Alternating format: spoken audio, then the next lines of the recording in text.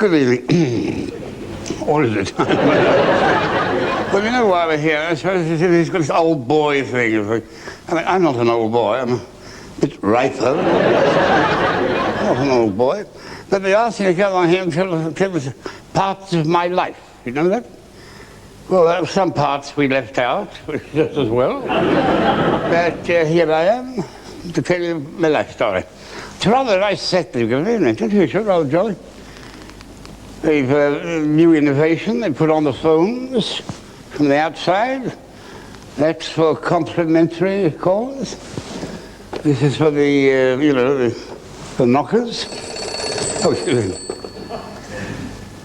I haven't bloody well started yet.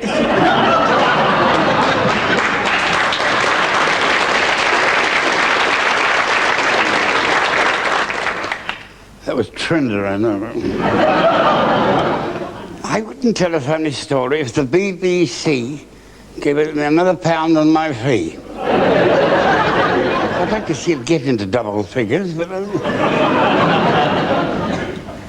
So I'm not telling a story. Now, have you heard the one about... This one I don't mind telling, it's quite amusing.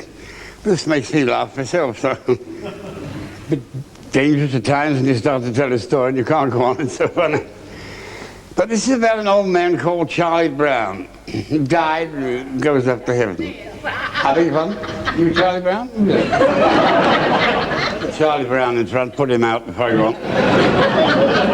Charlie Brown, and he went up to heaven. Excuse me. Well, 2 years later, his wife, Mrs. Charlie Brown, she died, and she went up to heaven. Find her husband, of course. And she gets to the gates. They always get to the gates.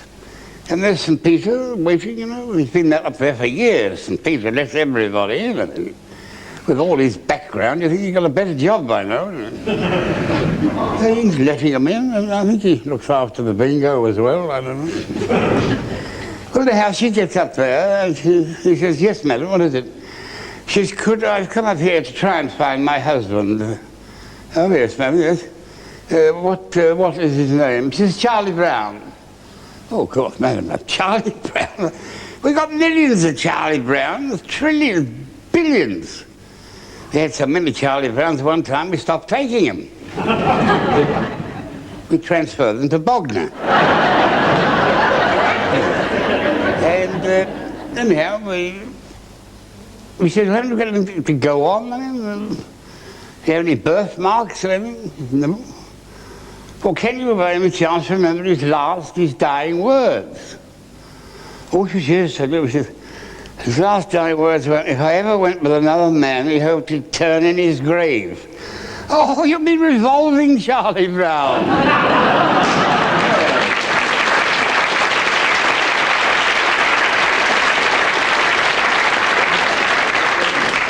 Yes. Better last night when I told it in the pub, I think. Still wanting to carry on. Now, you don't mind how you get comfortable. Do you have a cigar? You always think of Fred Emney with a cigar and a monocle, I know. Dear old Fred loves his cigar. Now, the monocle, you always say, "Well, Fred's got his monocle." There's no need for it, really. I mean, it's sheer affectation, really. You see, 2 reasons. Nothing wrong with my sight. And the other is, well, I'll show you, there's no glass in it, so it's going to be... It's really affectation. Well, now to get back to to my life story. Let me see now, I was born in Liverpool, 1900. Now, there's a picture of me before I was married. Picture of my father and mother. Isn't that delightful? Lovely picture. My dad was a grand man, a grand comedian and a terrific bloke. That's my mother. She's rather good looking too. Now, there's my dad, and there's his great pal, George Roby. You see, there's George Roby and my dad. Great pals on the stage, and as you see, great pals off it. Now we come to my home. That's old Dad mowing the lawn, rolling the lawn. He never did, but I mean... The entire brood, this is all the Emneys. That's Baby on the right, with his hand like that, that's Baby. My sister Doris, the eldest. My dad leaning on his hand, I don't know why. Mother also leaning on 2 hands. My sister Coo, who I live with now, who lives with me, I should say. Sister Joan, and my little brother, Dennis, who I went to school, very good school, public school, you know. My father would have it, sent me there for tone. You know tone? To speak well. You notice that, but well, that was Cranley. You know Cranley? That's between Horsham and Guildford. Had a marvellous time there. Nice chaps to talk to, nice, charming masters. The only one thing I didn't like was the work. Well, I left Cranley and I went to London and to get my first job on the stage. I was only 15. And I got the job as a page boy in the show with Doris Keane, famous American actress. A show called Romance. And Owen Nares, he played the lead. I played the part of the page boy. Only a kid, you see. You know, on those little button suit buttons down there, and the bum trees. And it wasn't bad, it was very nice. But the trouble was, I gradually grew out of the suit, as you do, you know, you do grow out of it. And it became very embarrassing because I found things sticking out I'd never seen before, you know. You know what I mean, don't you, man? So there I was, just grown out of this suit, and it was very embarrassing going on. I remember the last time I went on, I got a round of applause. It must have been bad, you know. Well, then I couldn't stand it any longer, so I went to see the manager, Mr. Neversole, Louis Neversole. I said, Mr. Neversole, I said, I can't go on this suit. It is embarrassing. Look at it. Look at it. I cannot go on in this suit. Well, I said, what we'll do, I'll see Doris Keane, and we'll see what we can do. So he came to me the next day. All right, young Andy, your troubles are over. We've solved the whole thing. Oh, I said, good. A new suit? It's no, a new boy. I was fired. That was my first smash hit. Yes. Then I went to Drury Lane, which was a great theatre in those days.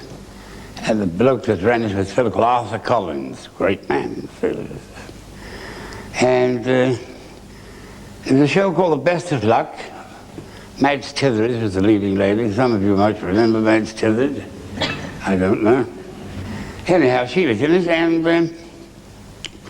that ran for quite a time. After that, I went to the London Hippodrome, which is now the talk of the town. It used to be the London Hippodrome. And I went to a marvellous show there. George Roby, Shirley, Kellogg, Gaffney, Pollard, George Clark. Oh, big cast. And myself, of course. I sang in that show, the telephone song, do you remember? Oh, my dearie, I'm lonesome for you.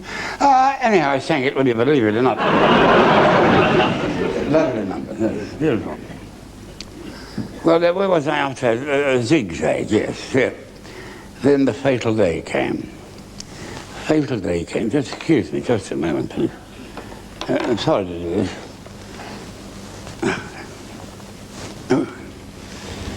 Oh, dear.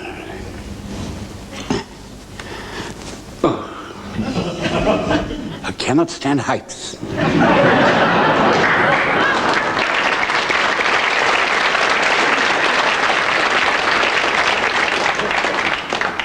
Well, I say the fatal day came. I had tried to join up. This is the First World War, you're not the first. I wasn't in the Crimean, but this is the First World War we had. I tried to join up in the lifeguards at Knightsbridge Barracks. Always liked horses. I got there, they said, no, we've done away with the horses, all infantry now, or flying machines. Which I thought, well, I'll take the flying machine to save walking. And I spent a time in the army. I never did, won no medals, of course. There was no time. I joined in 1918. The damn thing was over in 1918. You couldn't do much of that, could you? Well, I did. It wasn't nothing to do with the war. Now then, the war's over, then the next. Yes. Oh, yes. By that time, wanderlust had set in. I always wanted to go to Hollywood. Marvel, I was fascinated with Doug Fairbanks, Mary Pickford, well, Charlie Chaplin. So that's all right. How do I get there? I never had any money. So I went to see a bloke, Fred Carno. I used to call him Uncle Fred, Fred Carno. He used to do all the Chaplin shows over here. You must have heard of Fred Carno, grand old bloke. So he said, I'll tell you what I'll do, Fred. I'll give you a letter to Charlie. I'm sure he'll do something. I'll give you some work. I said, thank you. So I had this letter full of confidence now. I set off for California. Still no money, but I went over on a cargo boat. Oh, horrible. That was a horrible trip. Landed someplace, Sydney, Cape Breton, nowhere near Los Angeles. Might have even started from London again. Well, now, my mother sent me some money, luckily, and I got over to Los Angeles. And when I arrived in Los Angeles, I had $8. It was not much. So I went to the best hotel. I always liked the best for everything. Went to the best hotel, the Alexandria Hotel. Very nice hotel. And I got a room in the bath, did myself very well. And that night I walked into the restaurant to have dinner, supper. And who should be sitting there but Charlie Chaplin, Mr. Friends. So there it is, your boy Charlie. Lovely man, and what a comic. Well, I went up to him and I said, Mr. Chaplin, I'm young Fred Emney.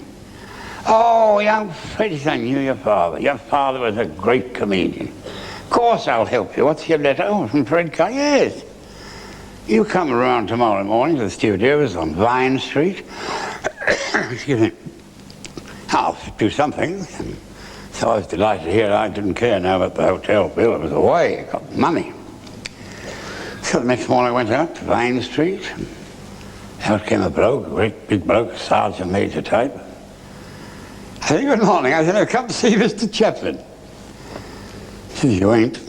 I said, I've come to see Mr. Chaplin. I saw him last night. No, he said, Charlie, you've never seen nobody out here. No, not while he's working. No, you can't see Charlie. So I went back to the hotel. I was absolutely broken out. Went into the dining room again that night. There he was, Charlie Chaplin. I said, where were you? I was there. I couldn't get in. That bloody man of yours wouldn't let me in. Oh, he said, he's only doing his duty. Come out again tomorrow. I'll help you. So I went out the next morning. There he was. I said, good morning. I said, I've come to see Mr. Chaplin. He said, you ain't. I said, I have. I've come to see Mr. Chaplin. And he wouldn't let me in. Back I went to the hotel. I never saw Charlie Chaplin. Never saw him. I had no money to pay the hotel bill. But I did see him once back in England, 2 years ago. I was in a restaurant called the Caprice. And I was sitting in the foyer waiting for a table. In should walk Charlie Chaplin with his wife, Una. You've heard of Una, that was his wife. So now I've got you. So I went up, he's like, Mr. Chaplin, my name is Fred Emney. I said, I had an appointment with you 60 years ago. Blimey, you're late.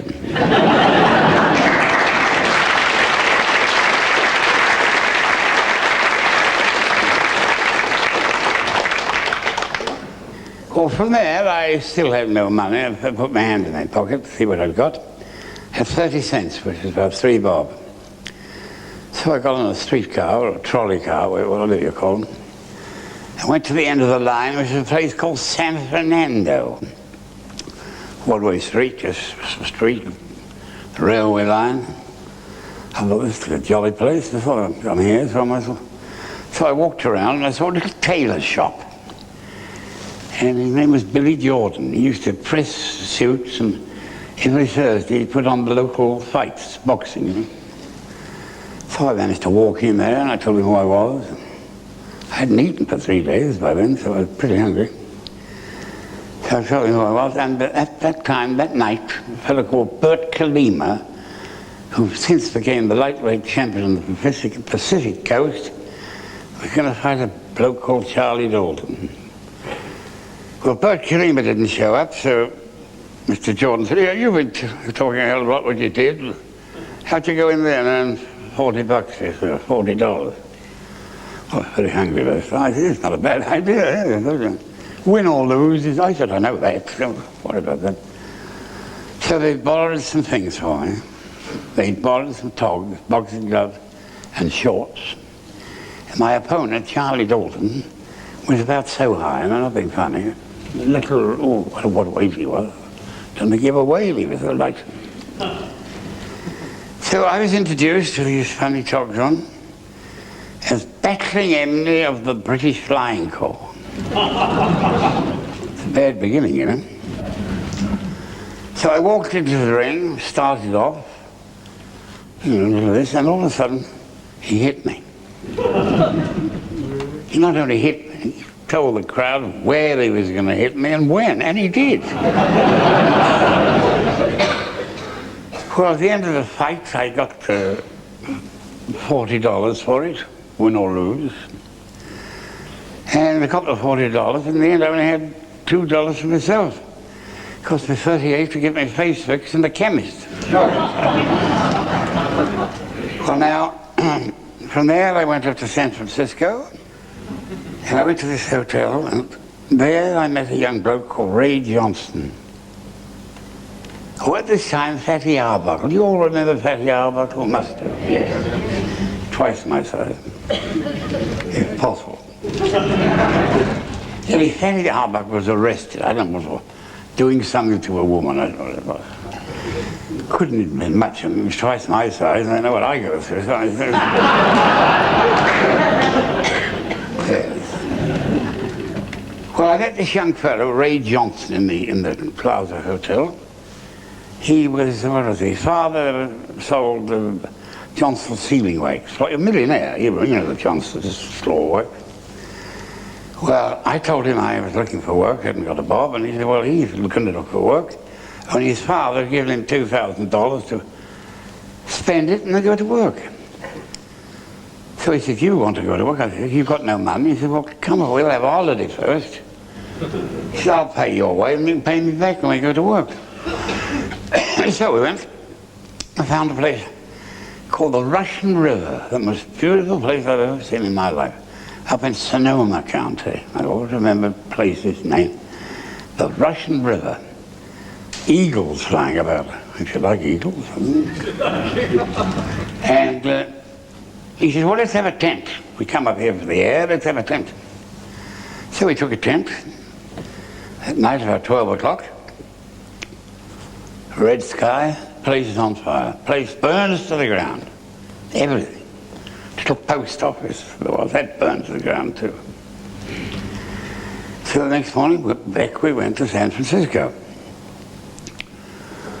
Well, I was walking along in San Francisco, and I came out, two enormous men came up with Emney here, arrested. And I was accused of arson. Well, I didn't know what it meant, really, arson. So I said to the sheriff, well, I better cable my mother. She'll help me in a case like this, I know. So I came to mother in London. I said, Mother, I'm in terrible trouble. I'm in jail for arson. What shall I do? Cable came back. Time you stopped arson, I went to work.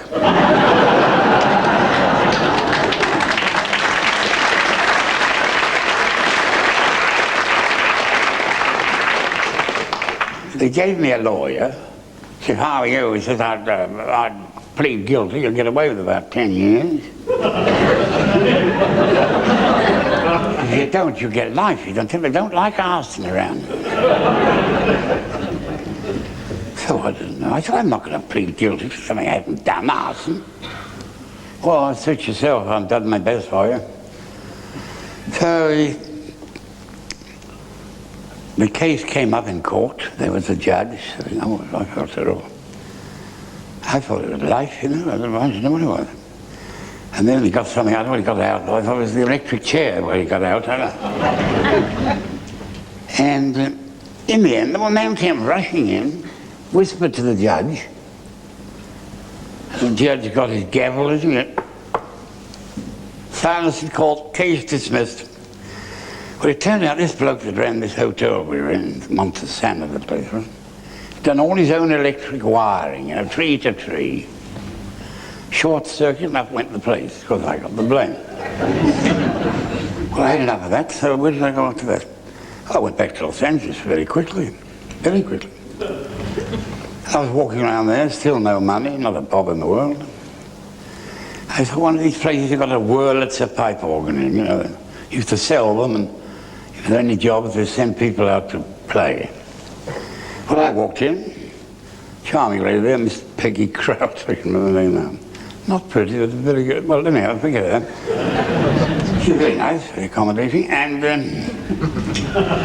she asked if I'd like a job playing the organ. I said, yes, I would. So she sent me down to a place called El Centro, which is in the Imperial Valley. 128 in the shade, playing this. When I get down there, it's in a real big organ, it's a small organ, it's a photo player. It's got 3 pedals down here, one was for drums, the other for wind or something. There's another one down here, I didn't know what that was for. I thought, well, I'll try that one. I put my foot on it. Snake. I'm not lying. You know, you should come in for the summer, you know, rest. So I rushed up to the box and saw Mr. Snell. Mr. Snell! I said, there's a snake on the organ.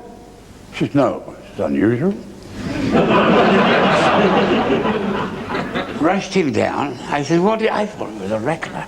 Because I'd killed a rattler up there. Oh no, I said, what do we call it? What kind of snake is it? He said, well, they call it an effeminate accountant. What a funny name. Is that a snake? Well, no, it's a puff adder, really. I left there, but I had to get some work. I had to get some work. I went down, I get a job in a place called Tijuana, which is in Mexico, just over the border. Oh, horrible place. Horrible. One street, every place a saloon.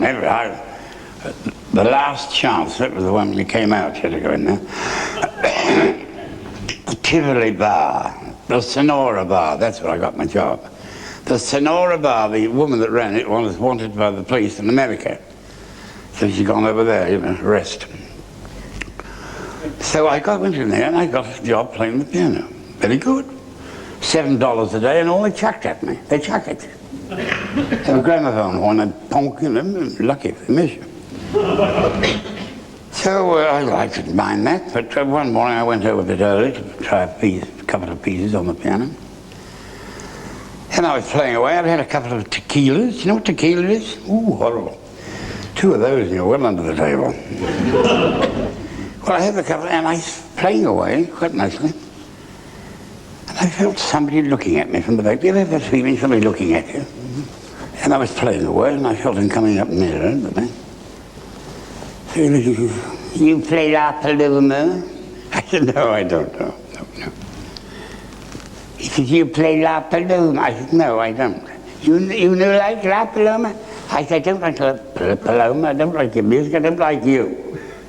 I nearly told him what to do, but I just... When I said that, out came a gun. A gun. This is true. Great big one. He shot boom, boom, boom, right in the piano board. I went la da da dee da da da.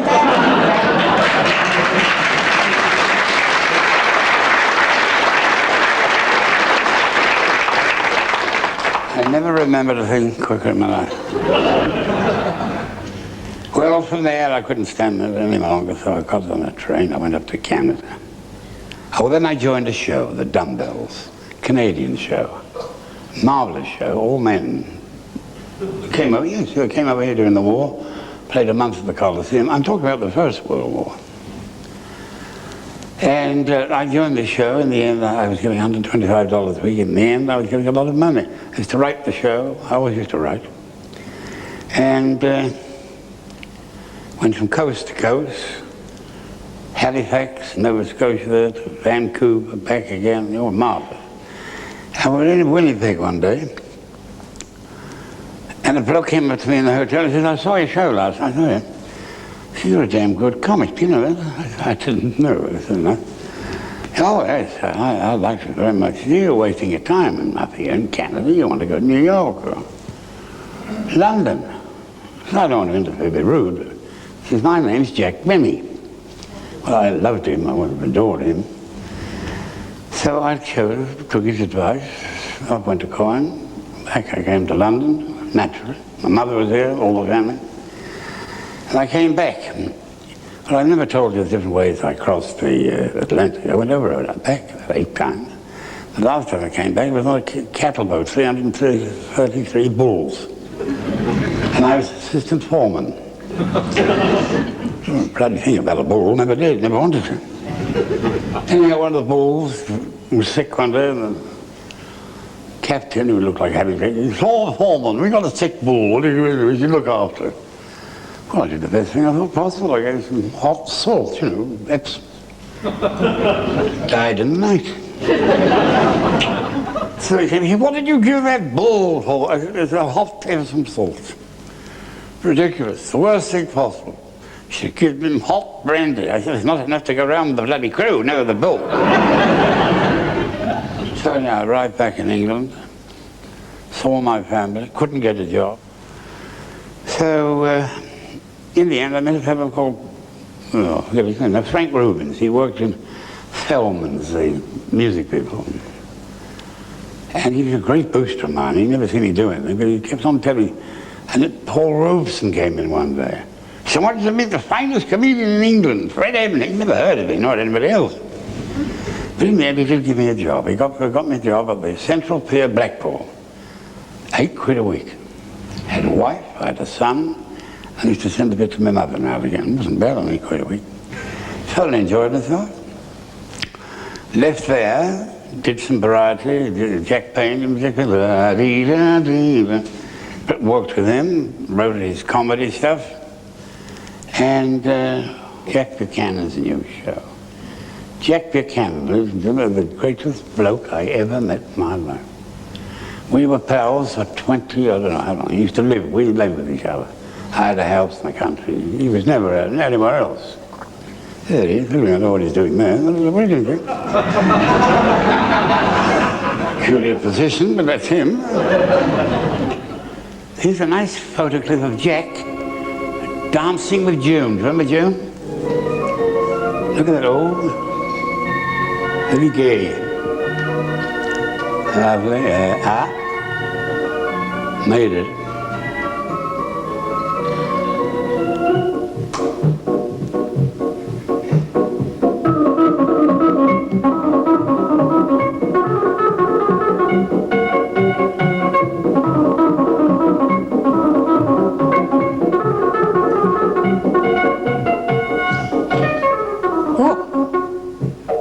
Not bad, eh?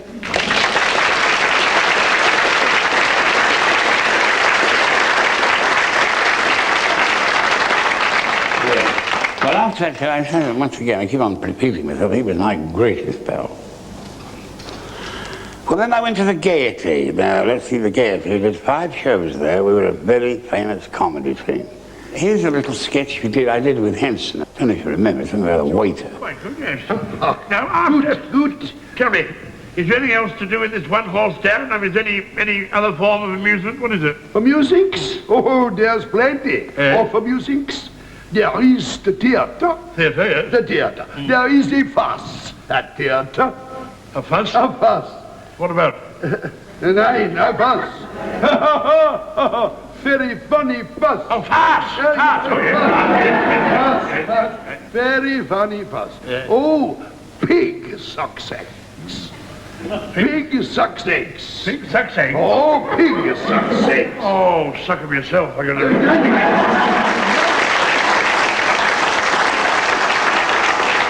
Well, let's see now. We talk about now my films. I made a lot of films, but none of them very good.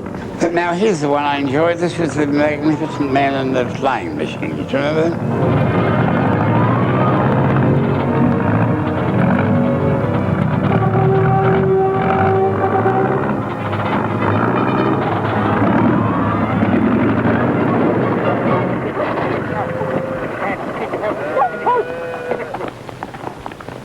What's the idea?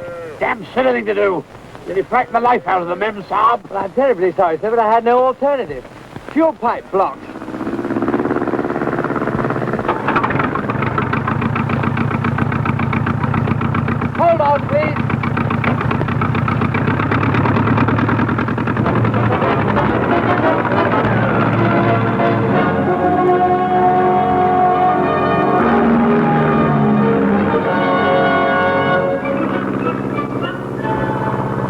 never get one of those, Muriel. I shouldn't, Willie. You're near enough to your wings as it is. Come on.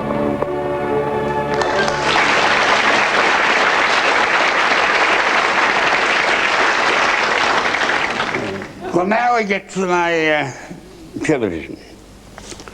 I had a show called Emney Enterprise that ran for years. I was...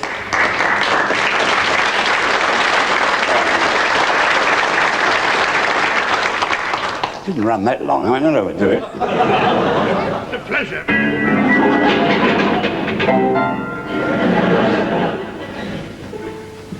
Gone are all my love dreams, my heart sighs.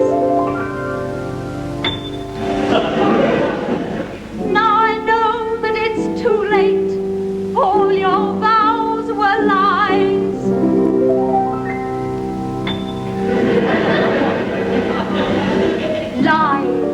Lies that made me happy, and lies that made me blue.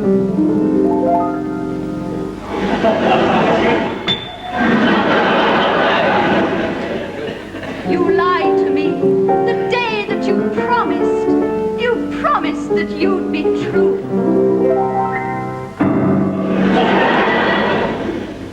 Lies that broke my heart, dear, and I, like a little fool,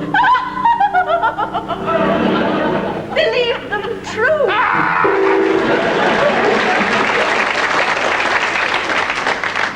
Oh, gorgeous. Oh, the next thing was the priestly play I did. I did very well. At the Strand Theatre. When We Are Married. Your wife doesn't seem to take much interest in you. Oh, how do you know? Well, I bet your clothes hasn't been brushed for a month. You could almost make a meal off your coat, there's so much egg on it. Why hasn't she tidied up a bit? Because she's not here to do it, that's the reason. Doesn't she live with you? Must you delve into my private affairs? Go on, you might as well tell me. Where is she? Mrs. Ordenlaw is helping her sister run a boarding house called Palm View. The only Palm View ever see, but she holds out a hand at the end of the week. Where? Blackpool? Nowhere near Blackpool. No. Torquay, really. Oh, that's right down south, isn't it? Yes, Torquay is on the south coast of Devonshire, sheltered from the northerly and easterly winds, and open to the warm, fresh breezes from the south, which makes it an all-year-round resort for very fine, delicate couples of genteel society. In other words, it's bloody dull.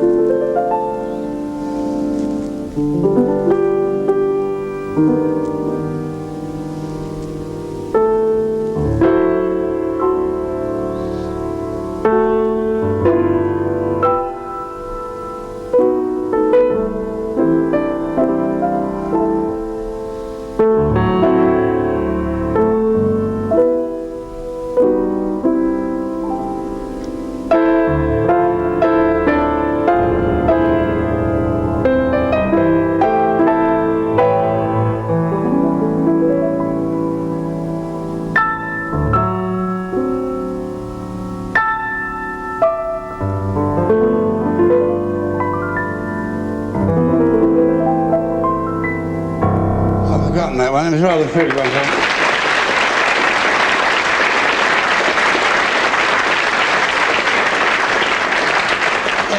There's a little number I wrote called when I broke my leg in the circus. I had it all plaster up here. A little number I wrote called Waterfall. I thought it was pretty. The trouble is, when you haven't seen a piano for a long time, you don't know where to find things. All right, let's try it. Waterfall. I see a waterfall. Beautiful. Aglow with rainbows. Down it flows. A joy forever.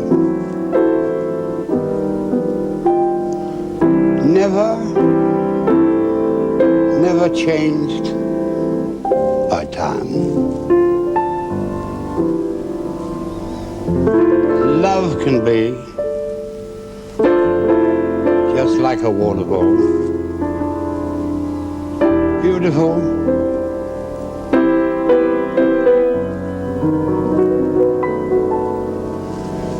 dearest one, our love is beautiful.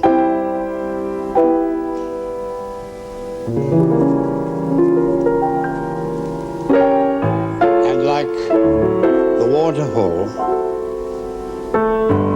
will flow through all of time.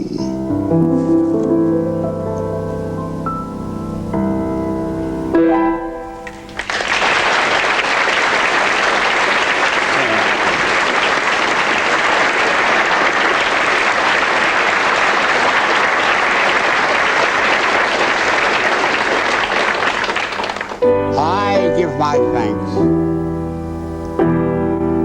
to Thee, O Lord, this day. I give my thanks for showing me the way. I need your help in everything I do. So, for your guidance,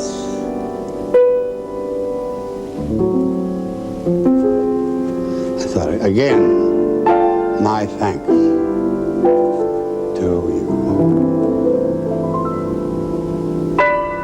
Good night, folks. I'm sorry I didn't know.